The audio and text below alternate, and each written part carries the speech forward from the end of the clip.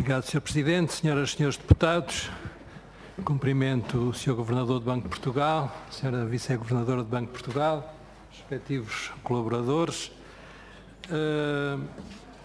e começo por agradecer a informação que trouxe sobre a Caixa Geral de Depósitos na perspectiva do Banco de Portugal e que mais fundamenta ainda, se fosse necessário, a avaliação positiva que temos da ação da Administração José de Matos e, portanto, do período 2012-2015. É uma avaliação positiva sem reservas, desde logo porque a Caixa cumpre hoje todas as exigências de solidez e liquidez a que está obrigada, logo é merecedora de toda a confiança, nomeadamente confiança dos cidadãos. Esta confiança da Caixa, portanto, só pode sair reforçada ao fim do segundo dia desta comissão de inquérito. Ao contrário da preocupação de alguns, confirma-se que a transparência nunca é nociva, a transparência nunca reduz a confiança. A administração José de Matos terminou, no entanto, o seu mandato em dezembro e, portanto, desde janeiro que está ao dia.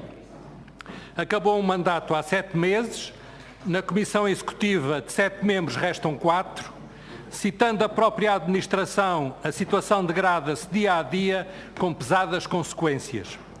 O Governo sabe, porque vem sendo disso informado desde dezembro e em sucessivas oportunidades, e tudo isto está plasmado numa carta que a administração escreveu ao Sr. Primeiro-Ministro em junho, a 21 de junho, e que ontem eu vi que o Sr. Dr. José de Matos confirmava a existência, ela está aqui fotocopiada. Eu sei, aliás, fui reparando que o Sr. Governador seguiu atentamente a intervenção de ontem do Sr. Dr. José de Matos, como seria de esperar. Sr. Governador, faça isto e faça esta carta. Eu perguntava-lhe desde logo se conhece a carta, se, conhecendo a carta, confirma as razões de preocupação e, segundo a carta, diz-se mesmo que o Conselho de Administração entregou ao Banco de Portugal em março um pedido, correspondendo a um pedido do próprio supervisor, um plano de viabilidade. Eu acho que se devia chamar esse plano de viabilidade o plano A, digamos que é o primeiro que aparece, pelo menos em termos cronológicos. Conhece certamente esse plano de viabilidade, que conteúdo ele tem, que destino levou, caiu em desuso, foi para a gaveta. Segundo José de Matos, é urgente um aumento de capital, não pelo presente, mas pelo futuro, porque pelo presente as coisas estão como estão. E confirma o Sr. Governador o valor que ontem ficou a pairar das necessidades de capitalização entre 1,1 e 2 mil milhões de euros. E neste contexto, como avalia a avaliação recente do atual Ministro das Finanças, e cito, há um desvio enormíssimo no plano de negócios que o anterior Governo geriu com a CGD, que atinge verbas superiores a 3 mil milhões de euros. Fim de citação.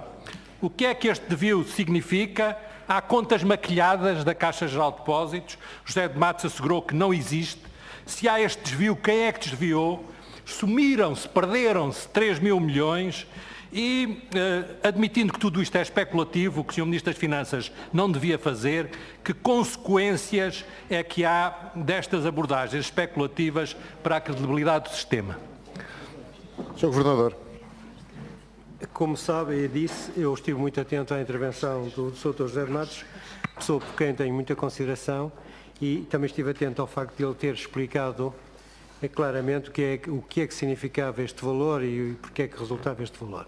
Acho que não vale a pena estarmos a revisitar esta questão, porque eu expliquei longamente que as condições em que se fez a capitalização não foram as condições que se materializaram, porque a conjuntura económica e as taxas de juros evoluíram num sentido muito mais negativo do que aquilo que estávamos a contar, o que significa que aquilo que se esperava ser um resultado positivo, transformou-se num resultado negativo e, portanto, o valor de gap que foi acumulado entre 2013 e 2015 é um valor da ordem dos 1.500 milhões que, se for projetado para o fim do período e supondo que tudo se mantinha na mesma, levaria à conclusão do Sr. Ministro.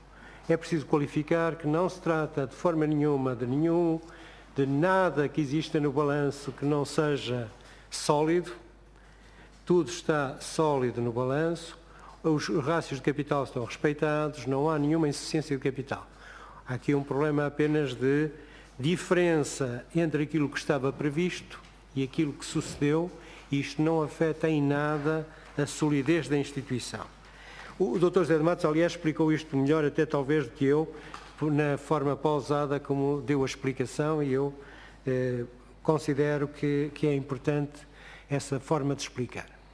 Segundo, quando se fala de um plano de capitalização, não se está a falar de um plano de viabilidade, está-se a falar apenas de passar para um nível superior em termos de capacidade de resposta na concessão de crédito, de capacidade de absorção de impactos futuros em matéria de cenários adversos, e depois pode-se estar a falar, depende da ambição do acionista, pode-se estar a falar na tal reequipagem para outros tempos e para outro campeonato.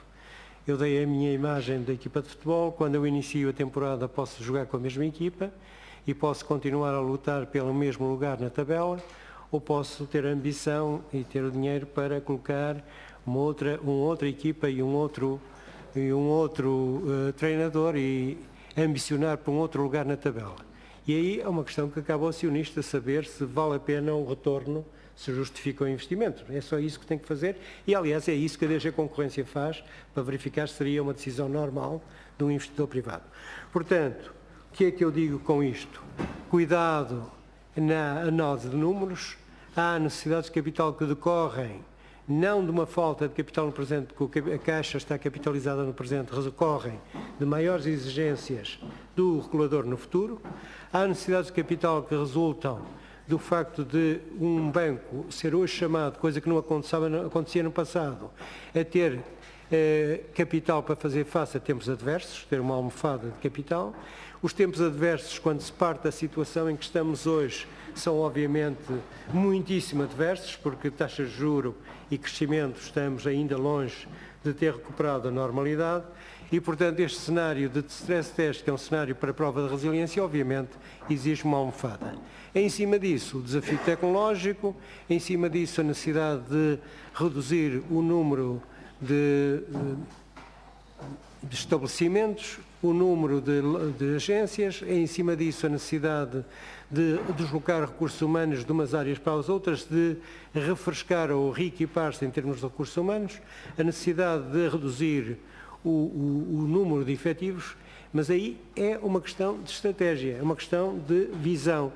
E se olharem, mesmo dentro da indústria bancária, eu contacto com gente muito interessante da indústria bancária que me imaginam, têm estratégias completamente diferentes. Um dia destes falava com alguém que é muito relevante, que me dizia: eu quero continuar a ter 2 colaboradores e uma agência mesmo em zonas mais remotas.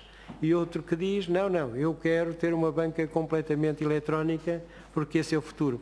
São 2 abordagens estratégicas que têm necessariamente que ser postas em cima da mesa. Cabe ao acionista e a quem desenha a estratégia fazer a opção. É evidente que não há opções sem risco, sem custo. O custo é inicialmente o investimento que é necessário fazer, o risco é o retorno que resulta desse investimento, mas isso faz parte da atividade empresarial e da decisão empresarial. E na atividade bancária, ainda por cima, o risco é o cerne do negócio. O que a atividade bancária faz é, no fundo, conversão de maturidades e assunção de risco junto dos devedores para assegurar estabilidade e segurança aos depositantes. Portanto, é normal. Portanto, eu diria, vamos ser muito claros, há um ponto de partida que são as necessidades regulatórias e as necessidades resultantes dos stress tests. Há um ponto de chegada que é aquele que o acionista tenha como ambição. E esse não cabe a ninguém, nem ao supervisor, nem a ninguém definir, porque essa é uma opção do acionista. Sr. Deputado Carlos Costa Neves. Obrigado, Sr. Presidente. Ao fim de 7 meses, vamos ter, provavelmente em breve, esperamos, uma nova administração. E quanto a essa nova administração, juntemos o que é público. A figura central parece ser António Domingos, que é uma personalidade de indiscutível prestígio. Do que se vai sabendo, está a preparar um plano B de recapitalização da Caixa. O A foi aquele de que eu falei há pouco. Falo desde fevereiro com o apoio da McKinsey e ignorando a atual administração. O BCE chama-lhe, segundo vai sendo divulgado, Informal Nominated CEO, portanto, se tem uma designação, tem existência, existe, logo existe. Fez proposta de recapitalização de 5 mil milhões de euros, portanto, muita ambição, muito mais ambição do que o anterior ou ainda atual Presidente da Caixa Geral de Depósitos. Está a proceder à revisão do Estatuto da Caixa. O Banco de Portugal parece estar envolvido no processo, também com uma designação num Joint Supervision Team, e este time, por carta de 8 de junho, terá não gostado desta proposta de plano de capitalização, mas António Domingos não saberá disso. Sr. Governador, confirma o envolvimento do Banco de Portugal neste processo, forneceu dados para a preparação do documento, atrasou o processo. O que me diz do envolvimento de António Domingos e da McKinsey desde fevereiro? O que me diz das necessidades futuras de capital de 5,5 mil milhões de euros? Porque o que me interessa efetivamente saber é quanto é que regulamentarmente seria necessário. E, tendo como referência a regulamentação aplicável, este valor estará nos tais 2 mil milhões ou não? E o que me diz do eventual conflito de interesses de António Domingos e da McKinsey? Recordo que António Domingos é Informal Nominated CEO desde fevereiro e cessou funções no BPI a 30 de maio de 2016, segundo comunicado da CMVM. Portanto, que garantia de confidencialidade tem o Banco de Portugal nesta matéria? Muito obrigado, Sr. Presidente. Sr. Governador. Sr. Deputado, tal como eu disse, o Banco de Portugal, neste momento, em matéria de supervisão, subsume-se no Mecanismo Único de Supervisão, na Autoridade de Supervisão Europeia. Segundo, a Autoridade de Supervisão Europeia, o Mecanismo Único de Supervisão, tem as suas próprias regras no sentido de salvaguardar, acautelar conflitos de interesses e salvaguardar também os deveres em matéria de tratamento da informação. Estou seguro de que terão tomado as devidas cautelas, dado que os contactos que foram feitos entre o Mecanismo Único de Supervisão e as pessoas que mencionou, primeiro devem ter tido acompanhamento por parte do acionista e, em segundo lugar, devem ter sido acompanhadas das precauções que normalmente se toma quando há uma entidade terceira envolvida. O Banco de Portugal, quando tem uma entidade terceira envolvida, obriga necessariamente a entidade em causa a assumir determinados compromissos relativamente quer a conflitos de interesses, quer a salvaguarda da confidencialidade da informação. Não me posso pronunciar porque não sou eu o porta-voz do Mecanismo Único de Supervisão, mas conhecendo eu o profissionalismo e a capacidade do Mecanismo Único de Supervisão para estar atento aos diferentes aspectos, eu estou convencido que acautelaram devidamente essa dimensão. Sr. Deputado Carlos Costa Neves. Obrigado, Sr. Presidente. Obrigado, Sr. Governador, também por esta parte da resposta. Eu gostaria de anunciar que faremos uma carta ao Supervisor a pedir que informação sobre esta garantia de confidencialidade, para nós é muito importante, porque no entendimento do Grupo Parlamentar do PSD posto as coisas ao contrário, ou seja, o Conselho de Administração devia ter tomado posse primeiro e depois ter acesso aos elementos depois. Mas, enfim, não foi assim que aconteceu. E a terceira parte das minhas questões tem a ver com crédito mal parado. E, portanto, diferentes devedores à Caixa Geral de Depósitos. A questão é a seguinte, eu não vou discutir a questão do sigilo, embora na nossa perspectiva, tudo aquilo que o Governo sabe, os deputados deverão poder fiscalizar, mas essa é outra questão e não vou obviamente pô-la ao Sr. Governador. O que é verdade é que os órgãos de comunicação social têm acesso a listas. E todos nós vemos, ouvimos e lemos essas listas. E essas listas não são desmentidas, ou não sei se devem ser, se não devem ser, elas andam aí, eu tenho-as, elas andam aí, referenciando essas listas, eu não posso deixar de me recordar do professor Luís Campos e Cunha, que foi Ministro das Finanças por 130 dias, e que terá saído do Governo, segundo se disse na altura, por discordâncias em relação à nomeação de uma administração da Caixa Geral de Depósitos, coisa que depois em 12 dias o Ministro Teixeira dos Santos fez, mas diz ele em declarações à Luz em 23 de junho de 2016, recentes portanto, e cito, nos bancos as asneiras pagam-se 5 anos depois. E, portanto, como a conta é fácil de fazer, 2012, 5 anos para trás, 2007. E 2007 todos nós sabemos que a administração lá estava, é o período de Santos Ferreira, Armando Vara, sabemos tudo o que aconteceu por aí, não vou incomodar os presentes e muito menos o Sr. Governador com isso, e portanto as perguntas são estas. O Banco de Portugal tem conhecimento de quem são os grandes devedores à Caixa Geral de Depósitos e ao resto do sistema bancário? Tem esse conhecimento? E como é que trata essa informação? Como é que a controla? A Caixa Geral de Depósitos tem acesso à informação de todos os bancos, compara bem ou mal a situação da Caixa Geral de Depósitos com esses outros bancos. Se em algum momento, no período de Vítor Constâncio ou Carlos Costa, houve qualquer processo a qualquer ente por causa de créditos mal concedidos ou abusivamente concedidos, se acha que hoje é possível repetir o que se passou em 2005, 2008, e mais uma vez me dispenso de referir casos em particular, e como prevê reagir a um pedido que não sei se já recebeu do Parlamento, que foi aprovado por ano pela maioria, de uma auditoria forense à Caixa Geral de Depósitos. Porque não intervirei provavelmente mais agora, senão se talvez nos últimos 3 minutos eu gostaria de dizer que se a resposta do Sr. Governador for positiva em relação ao controle de todas as questões que eu pus, obviamente fico muito tranquilo. Muito obrigado. Muito obrigado, Sr. Deputado. Eu notei o tempo, mas o Sr. Deputado Paulo Sá falou ainda mais tempo.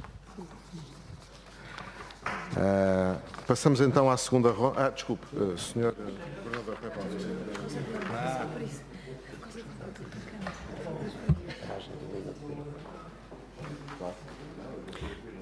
Ora bem, em primeiro lugar, comparação do banco com o sistema. Eu não posso divulgar os números porque obviamente são confidenciais, mas posso dizer se fica acima ou abaixo do sistema, se está melhor ou pior que o sistema. Em termos de qualidade de crédito, em termos de crédito em risco, está melhor que o sistema. Em termos de cobertura de crédito em risco, está ligeiramente, mas muito ligeiramente pior.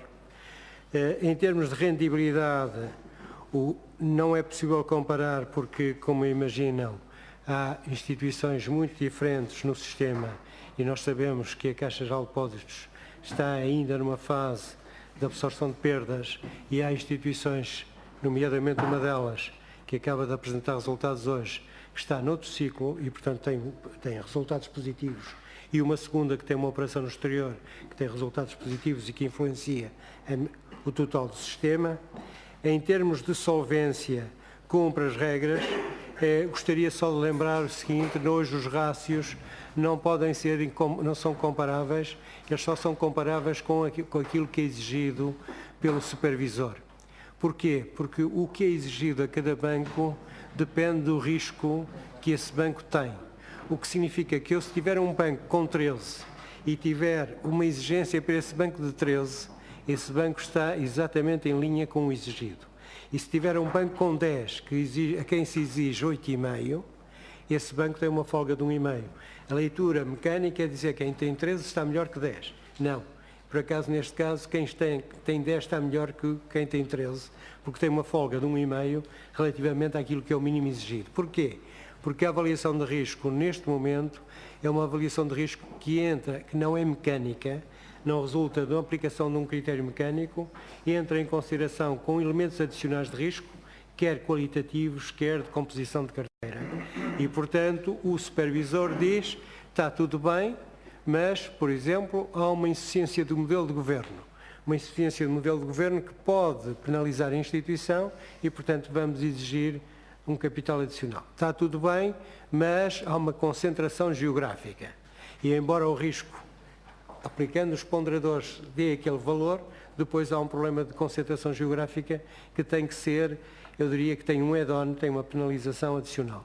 Esta matéria é uma matéria qualitativa, não posso dizer muito mais do que dizer, os bancos hoje passam por uma grelha em que vão de 1 a 4 e o ponto em que se encontram determina o nível de adicional que é preciso para esse nível de risco. O que significa isto, para tornar muito claro, quando compararem neste momento um banco com outro, não conseguem extrair conclusões claras, porque não, só sabendo o valor que o supervisor fixou é que conseguem perceber qual é o valor daquela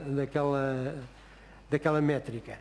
No passado não era assim, porque no passado não se entravam em consideração nem com valores qualitativos, com indicações qualitativas, nem se entrava em consideração com outras dimensões de risco que hoje se entra. Mas o que eu gostava de dizer, e para o tranquilizar, é que a Caixa tem um perfil de risco, tem um rácio de capital que corresponde ao seu perfil de risco, tem necessidades no futuro de reforçar o seu capital por razões que têm a ver com a própria dinâmica regulatória, e eu faço salientar um ponto. Um banco é uma entidade viva. É uma entidade viva que está em permanente mutação pela sua própria dinâmica interna e está em permanente mutação por influência da sua envolvente. Por exemplo, vou-lhe dar um exemplo muito simples. Imagina um banco que tenha um fundo de pensões que fundeia ele próprio e que neste momento tem que provisionar mais o fundo de pensões porque as taxas de juros baixaram. Foi um facto exterior que vai exigir ao banco uma necessidade de capital adicional que não resulta de uma gestão do banco, resulta apenas de uma característica estrutural do banco, que é ter o seu próprio fundo de pensões, ou um fundo complementar. Imaginemos. E isso ninguém pode pensar que é estático, isso é dinâmico, e o que vai acontecer é que quando as taxas de juros aumentarem, obviamente não estou a pensar no curtíssimo prazo, quando as taxas de juros aumentarem vai acontecer um fenómeno inverso, ou seja, bancos que aparecem de um momento para o outro com libertação de capital que anteriormente tinham que constituir. Portanto, é muito difícil neste momento fazer outra coisa senão confiar-se ao supervisor e perguntar: o banco satisfaz ou não satisfaz aquilo que o supervisor pede? Está ou não está a reagir de forma adequada aos choques que vêm da envolvente? Tem ou não tem uma estratégia adequada aos desafios que essa envolvente coloca? E é esse o dilema que motivava o plano A e que há de motivar um plano B, e depois é uma questão, como digo, da dinâmica, tempo de adaptação e ambição de adaptação. E aí é um problema do acionista, já não é só um problema de supervisor. Portanto, isto para lhe dar a tranquilidade que pede. Relativamente à citação que fez do professor Campos e Cunha, obviamente ela é uma citação que vai ao encontro daquilo que tenho dito muito tempo. O supervisor de hoje, digamos, enxagua a água vertida muito tempo atrás, ou então está a criar as dificuldades do supervisor seguinte. Vive numa cadeia e, portanto, eu estou convencido, e sendo muito franco convosco, eu estou convencido que o zelo do supervisor hoje, que é claro que há um zelo, e aí conforta a doutora Cecília Meireles, eu diria o zelo do supervisor de hoje vai ser uma tranquilidade do supervisor que há de vir a seguir. Espero é que o supervisor que vier a seguir não adormeça à sombra dessa tranquilidade, porque senão queria a seguir outro ciclo. E isto foi um elemento contínuo em matéria de sistema financeiro. há um pêndulo em que se vai de um excesso ao outro, foi-se do Glass-Steagall Act à liberalização total, do liberalização total voltou-se ao Dodd-Frank, e isto nos Estados Unidos, para não estar a citar a Europa, ou seja, a tendência é haver momentos de grande rigor, seguidos de um momento de maior laxidão, e depois os momentos de maior laxidão criam eles próprios o germen, ou fazem germinar a necessidade de maior rigor. Portanto, eu diria, se há algum digamos, desejo que é legítimo eu fazer, é de que o supervisor, uma vez entrado em águas serenas, não adormeça à sombra da vela do veleiro. Porque nessa altura, sim, está a preparar uma tormenta para quem vem a seguir. Mas não é uma questão portuguesa, atenção, é uma questão inerente ao ciclo de supervisão, ao ciclo de qualquer sistema de segurança. Para ser mais claro, um sistema de segurança tem um período de alerta, depois tem um período de acalmia, e a questão básica é manter manter o ritmo e a pressão adequada, não caindo, não se desviando muito daquilo que é o desejável. Mas é difícil, porque quando está tudo calmo, perguntam sempre, mas porquê é que não se mete mais, dá mais pano e não se anda mais depressa? Sr. Deputado, antes de passarmos à segunda ronda, vamos entrar... Não, há aqui uma questão que eu não respondi, peço desculpa. Peço desculpa. Não. Há aqui uma questão que eu não respondi, que eu gostaria de responder. Os bancos têm todos acesso a um instrumento que é único, que é a CRC, que é uma central de riscos de crédito, que permite aos bancos hoje conhecerem o risco associado a cada um dos seus clientes, e é uma particularidade que existe noutros países, mas que caracteriza bem o nosso sistema de supervisão e a nossa assistência aos bancos. O que significa que os bancos têm hoje a possibilidade de saber qual é o apetite de risco que querem ter. A questão básica depois é uma questão de métricas de avaliação de risco e de apetite de risco. E o apetite é permanentemente um dilema. Se eu tenho mais apetite de risco, tenho mais rentabilidade. Se tenho menos apetite de risco, tenho menos rentabilidade. E eu jogo entre rentabilidade e apetite de risco. Como o risco não se manifesta, e volta à citação do professor Campos e Cunha, agora, se houver um sistema de incentivos muito voltado para o curto prazo, a tendência é para eu assumir mais risco agora e cobrar mais e tirar a vantagem de rentabilidade no presente, transferindo para o futuro alguns problemas. E é por isso mesmo que, em matéria de supervisão, a questão do alinhamento dos incentivos e a questão intertemporal da distribuição de incentivos é uma questão crítica. Um mau alinhamento de incentivos gera resultados perversos, uma distribuição intertemporal dos incentivos que privilegia o presente também gera resultados perversos. Aliás, essa é uma das razões, por exemplo, por que se defende a separação entre banca de investimento e banca de comercial, porque a banca de investimento privilegia o curto prazo, a banca de comercial é, no fundo, a barriga de aluguer do risco da banca de investimento e está no médio prazo e, portanto, há uma tendência a haver um desalinhamento de incentivos. Esta é uma questão fundamental e não há nenhuma regra que possa resolver. Auditoria forense. Em primeiro lugar, gostaria de salientar o seguinte: nós somos um dos países que tem na legislação nacional este conceito de auditoria especial. Não é, auditoria forense foi um termo que vulgarizou a auditoria especial, que é assim designada. Aliás, muito infeliz o termo auditoria forense. E que resulta da tradição americana traduzida para o português, mas mal traduzida, que é a auditoria especial. Segundo, neste momento, todas as ações de supervisão são instituições significativas, são determinadas no seio do Mecanismo Único de Supervisão, não é o Banco de Portugal que as determina, também não é o BCE, é o Mecanismo Único de Supervisão de que o Banco de Portugal integra. Terceiro, no quadro do regulamentar europeu não existe esta figura da auditoria especial, o que significa que, se por acaso a Autoridade de Supervisão Europeia a quiser usar, pode fazer por apelo à legislação nacional. Não está impedida, mas seria uma novidade em termos de atuação.